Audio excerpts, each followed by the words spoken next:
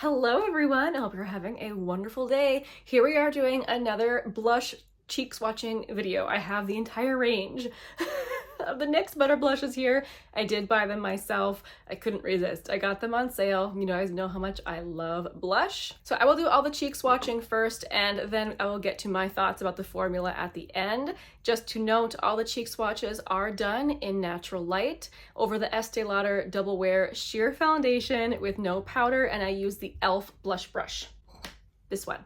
Let's get to the swatches, and then I can tell you my thoughts at the end. So first we have shade 1. This is called My But a Half. This is a cool pink. This is a very bright color, similar to other popular shades that are like this. This one doesn't have any shimmer in it, but it's a very pretty satin, just not matte. My thought when trying this one on was it's pretty, but very similar to the other ones I have. You know, how many of these do I need? But still pretty. Shade number 2 is Butter Together. This is a soft pink, and this is a satin.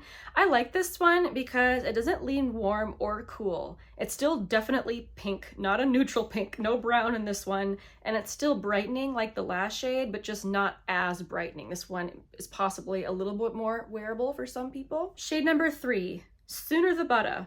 This is a shimmering tangerine. So this is the first glowy one that I tried on my hand. It actually doesn't swatch super glowy, and actually it didn't look super glowy on my face either. I thought that was interesting. This shade, I really don't know if this one was made for me either. It's not really a shade that I think flatters me, but it was still one I was very interested to try it, just because it was so different from anything else that I have. Shade number 4, You Know Butter. This is a shimmering coral. So this one looks very shimmery in the pan, and swatching it does seem to be a little bit more shimmery than shade 3.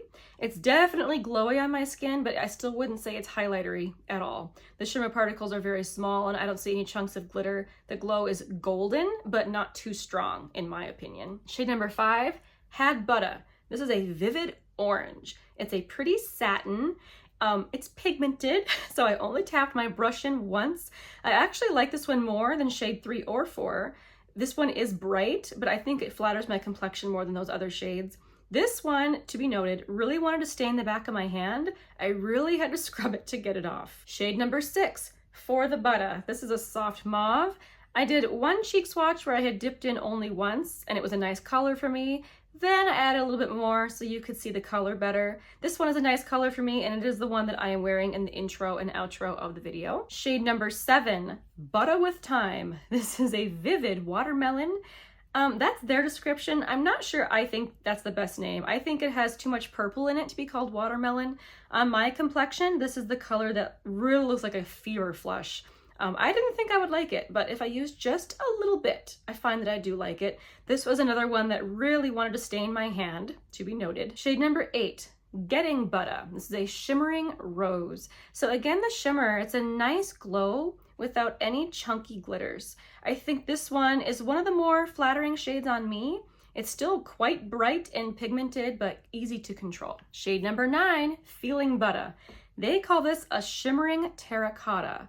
So in the pan, this one really scares me. It looks super, super deep. Again, I don't think terracotta is a good name for this at all. I think it's more of a coppery rose. This one's glowy, but not glittery. And to start, I used the tiniest amount, and I really loved how it looked. I tend to really like blushes that have some brown in them, like this one. Then I did add more, so you could really see the color. For me, that it was too intense for me to wear daily, but I think this one is one of my favorites. Shade number 10, Back and Butter, Deep Rosewood. So I really don't think this one was meant for my skin tone, but I was interested to see it on me anyway.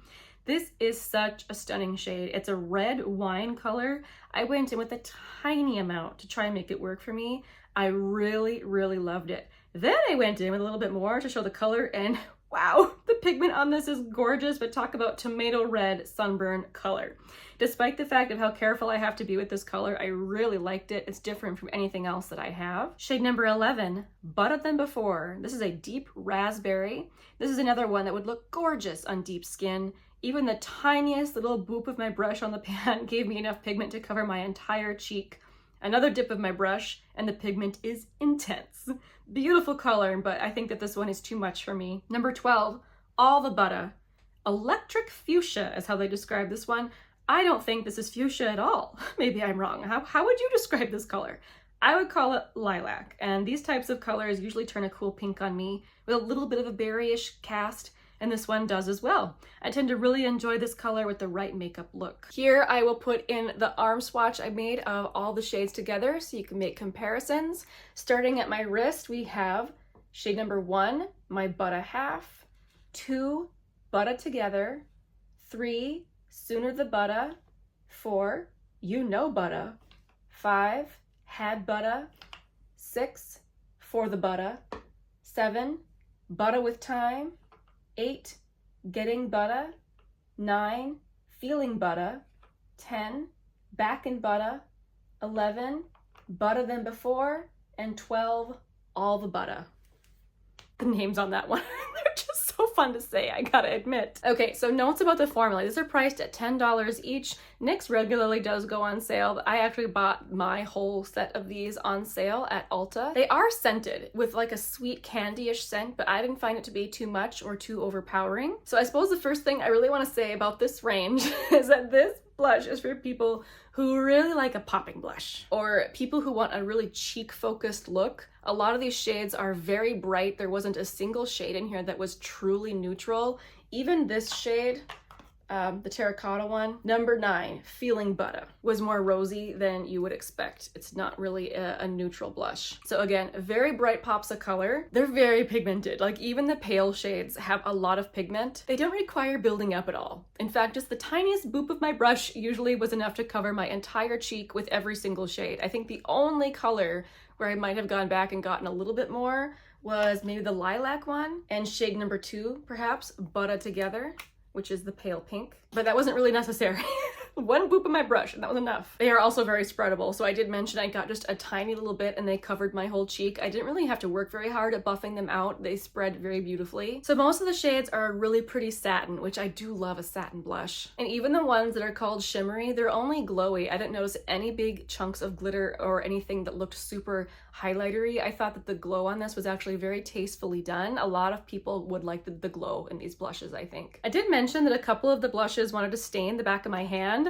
I want to mention that again because even though I didn't notice it staining my cheeks, on my face I was wearing foundation, but on the back of my hand I was not. That tells me that if someone was applying these blushes on bare skin, they would probably stain. It's a good thing or a bad thing depending on what you want, but because of that fact, I would expect these to be very long wearing. I need to test them a little bit more, but that is my expectation with these. I do feel that some of the shades are pretty close to each other. Here's shade number 7 and here's shade number 8. You know, they swatch a little differently, but I felt like on my cheeks they looked pretty similar. And I do actually feel that shade 12, the beautiful lilac blush, is basically just a deeper version of the bright pink. They tend to do, even though they don't look like it, it does tend to do the same thing, very brightening, but they do end up looking kind of similar on my skin. Maybe that's just something that happens with my undertones. Let me know if you have a different undertone than me, like especially if you have a very cool or pink or maybe olive undertone. Do shades like that look the same on you? I have more of a neutral to yellow leaning undertone. So that's what happens to me. I feel like the most unique shades in the ranges are the oranges. So shade number 3 and shade number 5. Shade 3 is the tangerine one, the shimmering tangerine. I know some people really like yellow blushes. I like orange blush, but these ones that are more yellow, I don't know if I am really down with that. I do prefer this more orange one. Wow, it's a wild color, but I appreciate it.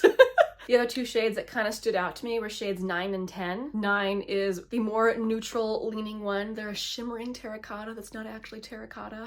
I have to be really careful with how much I use of this, but it's a beautiful shade. You guys know I love kind of brown leaning blushes like this. The one that really struck me though was the shade number 10, Back in Butta. This is what they call the deep rosewood, and this is the one that on me looked like a really deep red wine shade. And I know I keep saying I use the tiniest boop of my brush, like I was like very gentle, no swirling, just like barely pressed, like boop. And I got enough that covered my whole cheek, and on me this is like a true red blush. Totally different than anything that I have, and honestly, gorgeous, super stunning. So my initial thoughts, these are actually a little different than what I was expecting. They're way more pigmented than I was expecting, which isn't always my preference, to be honest. I usually prefer a more buildable blush. These, even though they are very pigmented, I found that I was able to control the amount that I got. Funny, even knowing that they're pigmented, when I went in with the blush today, this is shade number 6 for the Butter.